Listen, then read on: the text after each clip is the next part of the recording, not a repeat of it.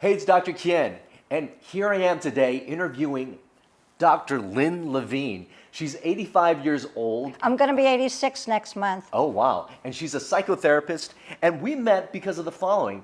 I have discovered an 85-year-old jump out of a plane, and in my mind I was thinking, how does this person have such vibrant health? So are you here ready to answer the questions as to how you live happy and healthy? I love it. Okay. So you weren't always this healthy. No, in my 50s, I woke up stiff in the morning. I couldn't get out of bed without stretching, and I had physical conditions. I actually was diagnosed with glaucoma. I had a bad back every once in a while, carpal tunnel. This is not all at the same time, TMJ. And colds and the flu, like everybody else. I wasn't a sick person. I wasn't known, but I had lots of ordinary diseases and conditions until I was actually 60. Mm-hmm. What happened then? I got transformed in my head. I got that it is what I say it is, not what conditions or people say it is. And I took on, I'm always well. I didn't have the evidence for it. What I had was the ownership of it. I knew I was a creator. We are all creators. And we're either creating from the past or we're creating newly today from nothing. I took on being present now in life, creating what I wanted, which was I'm always well. And I just stood for it. I didn't pay any attention to symptoms because I knew my new cells, which love and adored me, I wake up in the morning going, you guys are great, would show off their perfect health and replace any cells that had conditions or limitations or suffering to it. And it happened. I got weller and weller and weller. And if somebody would say, I have a cold, I hope I'm not contagious, and I go, don't worry about it. I never get sick. I'm immune. And I believed it. And if I did have symptoms, I knew my new cells would replace. And I didn't make a disease out of it or get on Google and find out the terrible symptoms and how long it takes to heal and what percentage of people never make it or what. No, I wasn't interested in the bad history of suffering. I'm interested in the now history of creating happiness and health and wonder in life. I love that mindset that you adopt. So much of what health is adopting that mindset that I am health and I am in control of my health. Now, were there any actions outside of, I know you're big on being.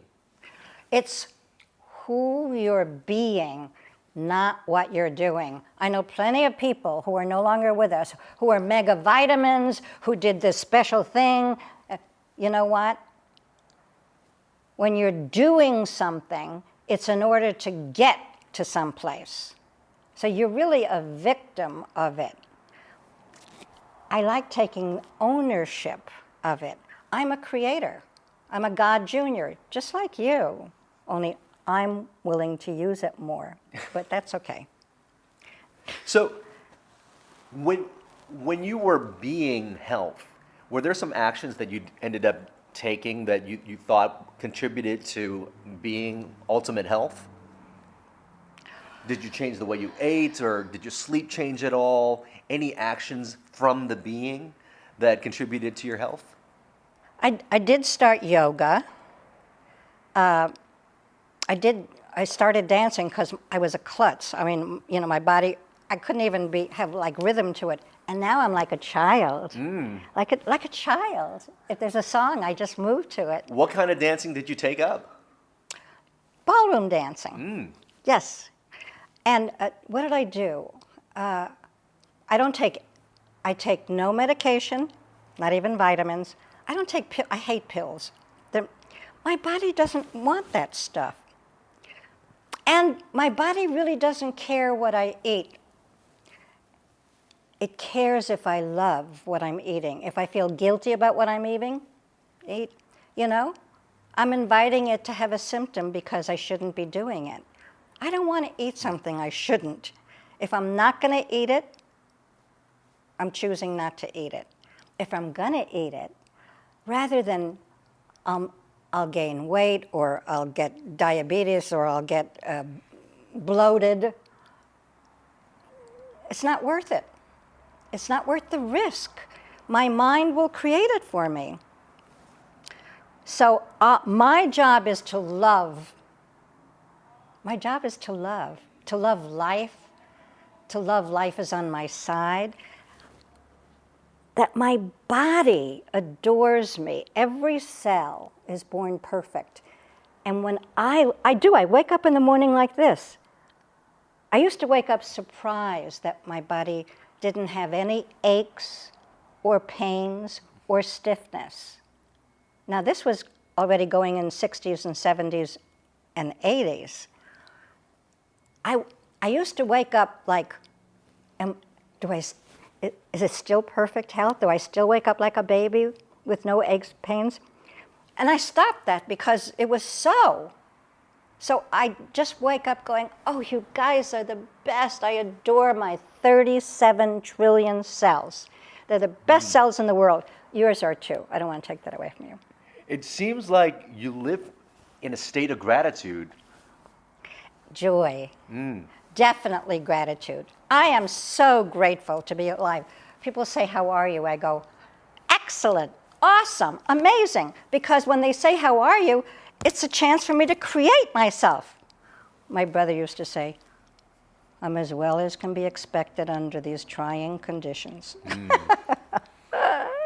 Now, a few things for the viewers. Yes. Dancing, you mentioned, it actually is linked to living longer, and it's also linked to keeping in cognitive function throughout your life. So that's a great thing. You mentioned joy, love, gratitude. These are the emotions we had discussed with epigenetics researcher Stephen Cole at UCLA. Those things actually turn on genes that promote good health.